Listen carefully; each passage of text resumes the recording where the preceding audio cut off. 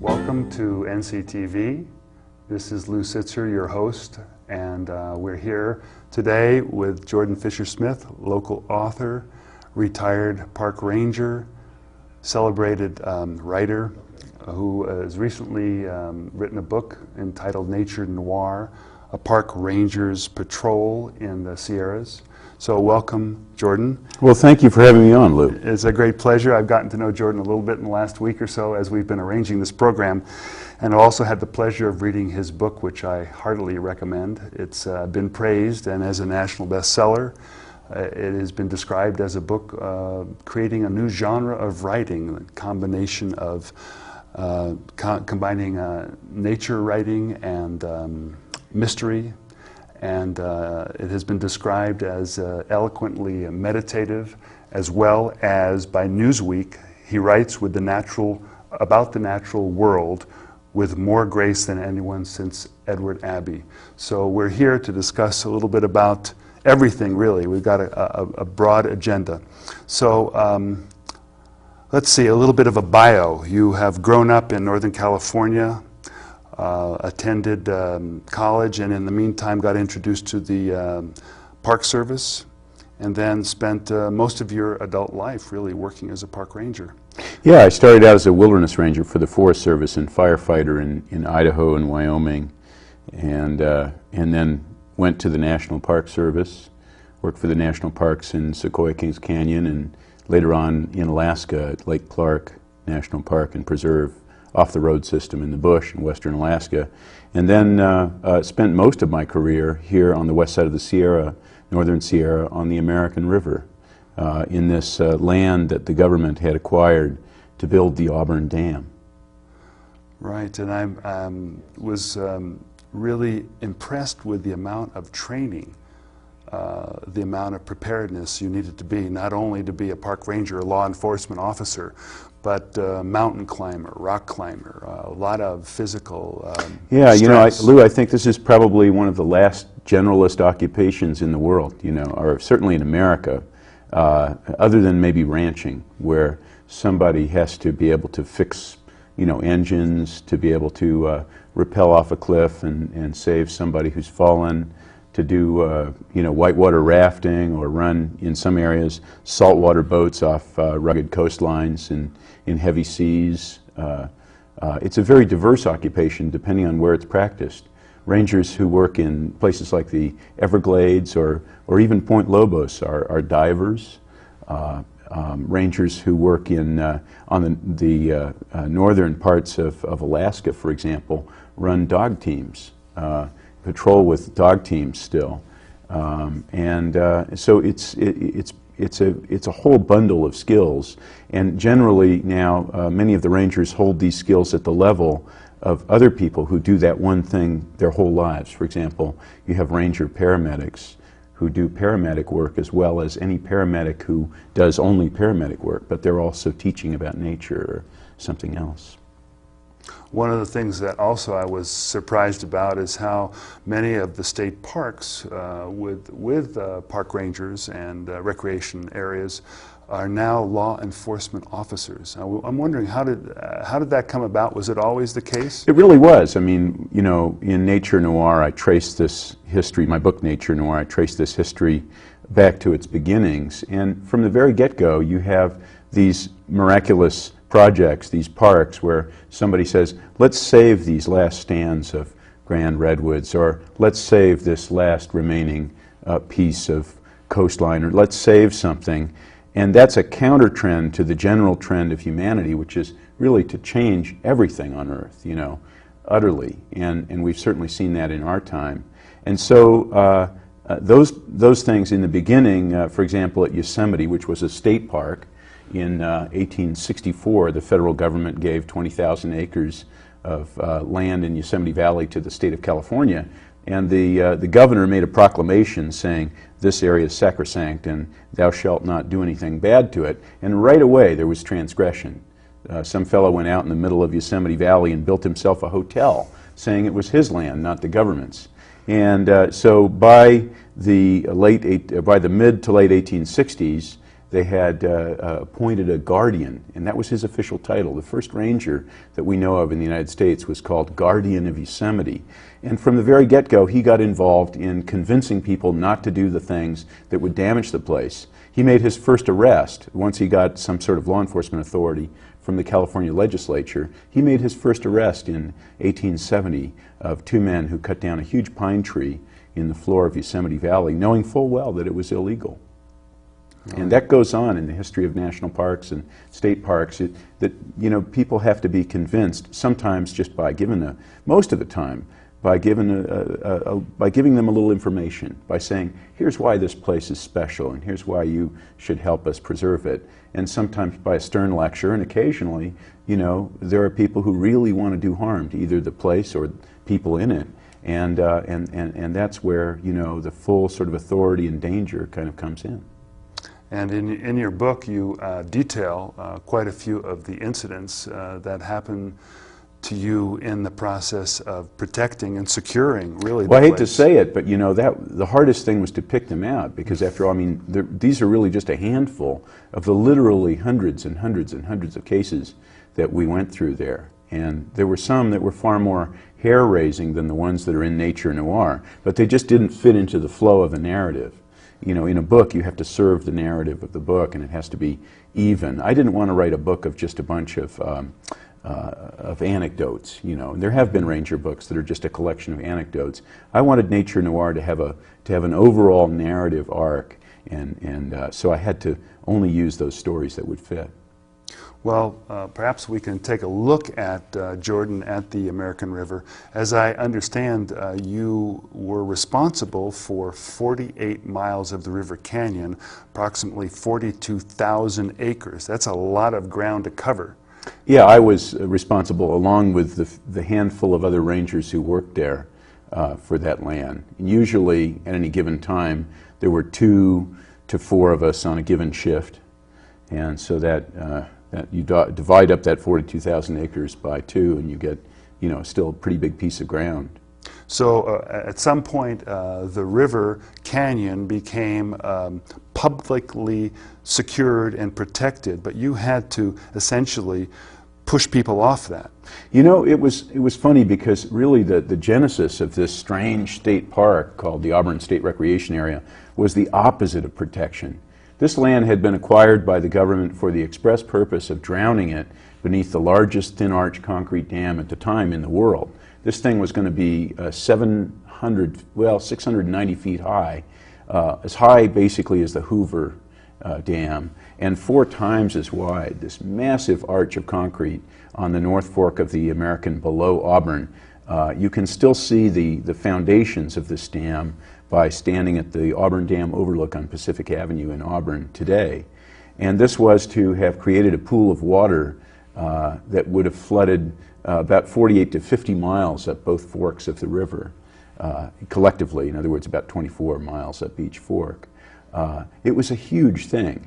And it only came into the sort of the purview of the park rangers, I think, through a historical accident. What happened was that the dam was delayed, and as the land, which had been acquired both from willing sellers and by condemnation, just sat there, people began to move back in and squat there. And the situation there got weirder and stranger as time went on. There were a lot of sort of well, the price of gold went up, and gold miners moved in and began to establish claims and then dispute the claims with each other. A lot of people carried guns. There were a number of bad incidents involving gunplay, and eventually murder victims were found in the canyon. Stolen cars were pushed off the edge. And after an attempt to do law enforcement with the Federal Marshal Service there, they brought in the park rangers because the park rangers were supposed to have run the place as a recreational boating lake when it was finished. That was how people like me, who expected to spend their lives guarding the national treasures, ended up 400 or 600 feet beneath the waterline of a dam. Mm.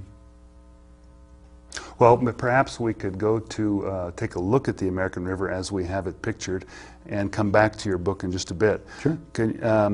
The Auburn Dam, of course, has been a huge controversy for as long as I can remember. Can you give us an update? Well, what you're seeing in this picture is the North Fork, the upper North Fork below the Colfax-Iowa Hill Road in the springtime. And as you can see, this is a very rugged canyon. What you're looking at is an area that would have been put underwater by this dam and might still be. This 42,000 acres, roughly, is still officially a dam site. The dam has never been officially decommissioned. And while it's not actively being built right now, it hasn't officially in any way been terminated. I think all it would take would be, a 5-year drought in California, or what's worse, maybe a 10-year drought, and we'd be seeing this effort get started again. So this land lives in a kind of permanent state the way that a death row inmate lives when somebody, who's been on death row for years gets stays of execution, and then they're marched down to the death chamber and the governor calls and they're unstrapped and taken back to their cell. That's the way this land has lived now for 40 years. And I think that was the thing that compelled me to write this book. It was such a strange situation for a park ranger to find himself in, to work in a place that was the exact opposite of the national and the state parks, in that, those places have been selected by legislatures, the Congress, for example, to be saved for the American public forever. And this place had been selected by that same Congress to be drowned forever under this huge dam. And it just wasn't what I expected when I started park rangering. And also, it seems to me that it still is controversial in the sense that many of our local representatives, our governmental representatives, are still rather in favor of the dam. And somehow, whether it's due to construction, engineering concerns, earthquake concerns, safety, that's been besides the environmental protection of the river, this seems to be a ongoing discussion as to... Yeah, I think that's true. Our congressional delegation, and in some cases our supervisors here in the foothills, are responding to the desires and needs of the people who gave them money to get elected. And many of these people in this particular area are involved in the development industry and housing and light industrial and all kinds of other development. And in California, which has 6 months of the year sometimes without rain, development is all about water, and there's a limited amount of water available for in the long run. It's a limited quantity, and so I think that they of course want to capture water running off the Sierra and make it available to those kind of developments. Right. So talk to us a little bit about the actual process of why go into writing, why put this together, what was your motivation and process? That's such a great question, Lou. I remember that I started trying to write professionally and write for magazines because I had been a park ranger already for quite a few years, and in the late 80s I realized that global climate change was a reality. I'd been reading about it. I'd been introduced to it as a concept when I was in college, and by the 80s, when James Hansen of NASA stood up in front of a Senate subcommittee on global climate change and said, well, yeah, we think this thing is actually taking place, and we're pretty sure it's caused by human beings. That got my attention because, of course, NASA isn't exactly a radical environmental organization. And I read more about it, and I realized that my whole project of standing on a piece of land with a gun and a badge and protecting it at all costs might fail if there was a generalized ecological collapse around my land. So I began to write as with an intuition that I wanted to spread my protective impulse wider than just the parks that I was defending, and to use my perspective as a park ranger, living with the things every day that people cared about, living with those great trees and the animals and so on, that I wanted to spread that perspective out into the world through writing. I think that's why I started. But I'll tell you that as writing developed for me, I became less of a polemicist, and my writing became less of an argument, and I became more and more interested in the idea of telling a story really well, and just letting people enjoy the story and letting them draw their own conclusions. And I think that's what I've tried to do in Nature Noir. Nature Noir has, one rant in it, as you know, at the end of the chapter on whitewater rafting in the American River. But in general, I've practiced what my friend Utah Phillips calls rant control. So. Right. Well, also I want to mention that Jorden contracted Lyme disease while working as a park ranger, and it went really undiagnosed for over a year, and at which point he was in raging. The disease was really racking your body. Yeah, I mean, this is quite a serious disease, and I think that most of the public has an idea, sort of vague idea, that it's associated with what are called flu-like symptoms. But that really does not in any way, I think, describe the disease that I unfortunately came to know so intimately and still have. This is, in 80% of late-stage patients, a neurological disease that causes severe problems with your nervous system and can result in such things as heart arrhythmias and heart disease and vision loss and hearing loss and paralysis and seizures and a lot of very serious problems. And as a park ranger, unfortunately, I was in the high-risk group, and also, unfortunately, doctors here in the foothills at the time that I acquired Lyme disease really didn't know it was here in the way that it is, and really didn't know what to do about it. In spite of the fact that even at that time, the Centers for Disease Control's, the Federal Centers for Disease Control's website showed that California was within the area where Lyme disease was present and could constitute a risk. Right. So I got pretty ill, and it changed my life. Eventually I had to retire from rangering, and for a period of time couldn't even write. I developed memory loss and word problems and, a lot of neurological problems. And then eventually sort of was getting better and began to work in earnest on Nature Noir. And what has been, I know, having tried to contact you, you're a man on the road, a man with a mission. Yeah. So what's your life like these days? It's really a pretty amazing experience. I mean, I don't think I ever thought that you could get it right the first time, that you, this was my first book. I'd done magazine work for, probably 13 years now.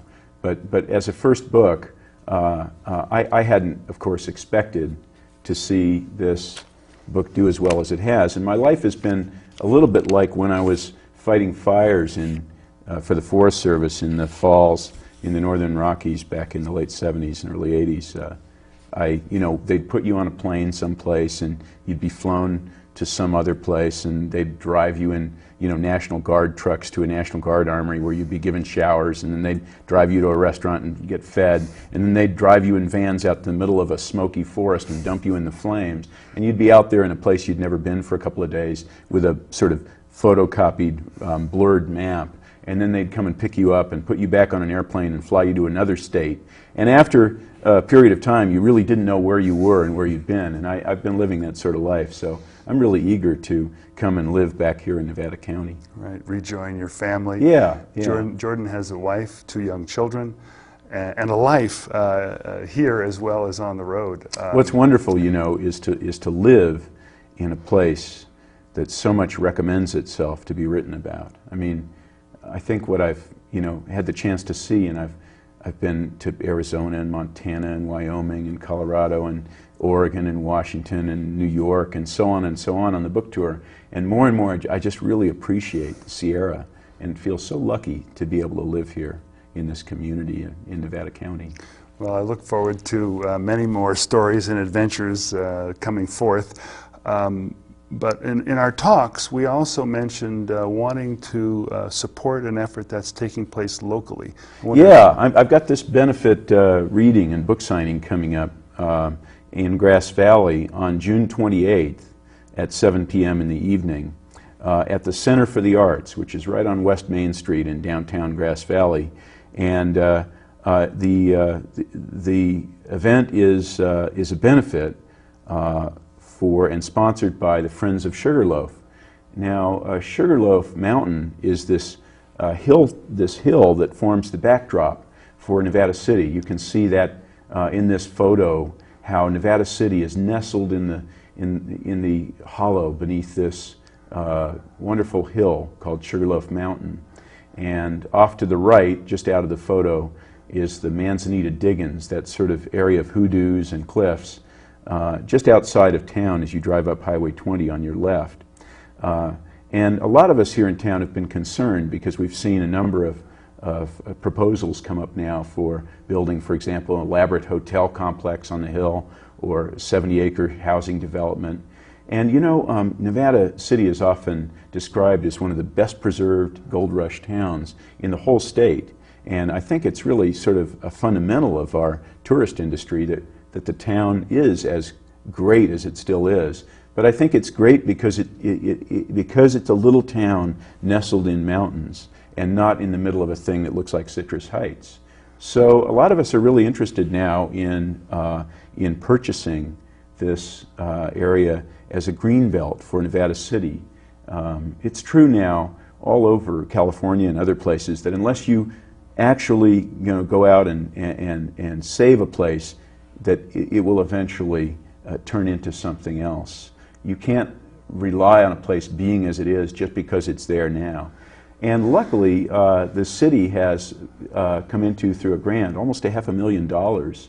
So we don't have that much farther to go to where we might be in a position to save this hilltop for our children and their children. So there actually is an organization called Friends of Sugarloaf. Friends of Sugarloaf. It's a Nevada City organization of local people. And what we're doing on the 28th is I'm going to do a reading of Nature Noir. I'll read some sections from the book, I'll talk about the book, and I'll answer questions from the audience. And then the bookseller is also a sponsor. It's a bookstore in Grass Valley, and they're going to come over and sell books for people that don't have them, and I'll be happy to sign them. And it's free admission. However, if somebody wants to make a donation, then we're more than happy to add it to this growing fund to save the hill above Nevada City. Well, I would hope that people would make donations as just as a routine matter, because it is our own local area. It will, if we lose it, it's gone. That's right. In terms of Sugarloaf. I just think of this as a continuation of my work as a park ranger. I mean, in some way, I've done several benefits now in the course of this book tour, and this book, even a book about rangers, can have a protective effect on the world if you employ it in some way to do that. And so this benefit that we're doing for Sugarloaf is just like my work as a ranger, I think. There is a website now being listed. Maybe you can bring it up again. There's a website that lists not only Jorden's book, but also his coming talk at the Center for the Arts. By the way, that's 341 Main Street, right near the Holbrook Hotel in Grass Valley. And what night is it that you're doing it? That's a Tuesday night, and it's June 28th at 7 p.m. Admission is free. And also, I mean, even if you don't make a donation to Friends of Sugarloaf, I encourage people to come out. I keep getting calls from people saying, when are you going to do another local reading? We did one right at the beginning of the book tour, and it's been a while, and there were some people who missed it. So I'd love to see my friends there, and anybody who's interested in the book and wants to talk to me about it. And Sugarloaf, people are interested in that issue. Has there been a price mentioned at which a goal that we are working towards? No, negotiations with the owners haven't progressed that far. But the point is that by the time such negotiations become serious, we want to be in a place where we actually have something to negotiate with. And so that's the idea of this effort. And more than anything, I think the other thing that we're doing is just to get the word out. I think that we tend to take for granted those things that are still green, you know, this beautiful backdrop to Nevada City, which we just see because it's always been there. And you assume because it's there, it will be there. But our experience here in California has been, you know, very different than that. As a kid, I remember that the Sierra was a pretty empty place, really. And these counties on the west side of the Sierra are now the fastest growing counties in the state. I don't think I could have imagined that as a kid when you drove up in this sort of depressed region of the foothills. And even when I first lived in the foothills in 1971 and 72, I mean, it was a pretty rundown situation here. And so I think that we really have to be intentional about what we want to save now, because anything we don't intentionally save, it's going to get built up here in the western part of these counties. True. We can see the pace of growth. It's amazing. It's not slowing down. No, it isn't. We can, just like the pace of life, we can anticipate things will get faster. Yeah. There is a number that you can call if you are interested in supporting Friends of Sugarloaf. The number is 265-5433. 265-5433. That will put you in touch with the organization, and they can use all the help they can get in terms of generating support funds and local interest. So at this point, Jorden, I look forward to more interviews, more books, certainly ways in which we can better support the local environment. And I want to thank you very much for your efforts. This is not, you're not lining your own pockets here. You're really helping out our local, just the local natural environment. And well, you know, I could say the same for you, Lou. This, you know, how wonderful it is that Nevada County has its own TV station, you know, for local content. And things that are of interest to Nevada Countyans. And I'm always amazed at how many people watch NCTV. I don't actually have cable and haven't for, I think, 13 years, so I don't know what's on TV. But I can't tell you the number of people that tell me that they watch your channel. So I think that's just great, and thank you for your efforts. Okay, thanks a lot. Thank you. I very much appreciate it.